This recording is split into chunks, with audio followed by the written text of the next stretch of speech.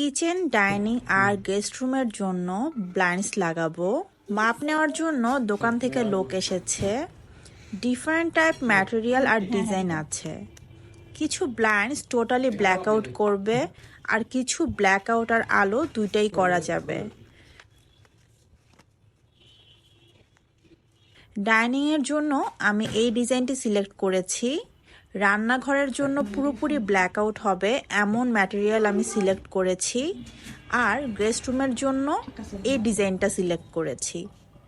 রান্নাঘরটা একটু গুছিয়ে নিয়ে রাতের খাবারের প্রিপারেশন নিব। বেঙ্গল মিটের ফ্রোজেন কুকড হালিম ওভেনে গরম করে নিব। আর আমার ওভেনে অটো ডিফ্রস্ট নামে একটা অপশন আছে, যেটা ব্যবহার করলে ফ্রোজেন ফুড খুব তাড়াতাড়ি খাওয়ার উপযোগী হয়ে যায়। মিষ্টি আলুর রুটি ফ্রিজে বানানো আছে, আর আজ আমি টক দই বানিয়েছিলাম, ওটাও একটু অল্প আছে।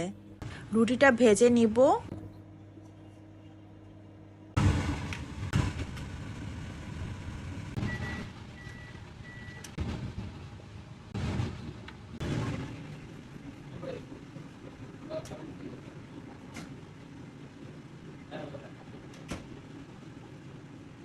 প্লেটে টক দই আর হালিম নিয়ে নিব। হালিমটা বেশ মজা ছিল, মাংসের পরিমাণও অনেক ছিল। আজ এই পর্যন্তই। আল্লাহ হাফেজ।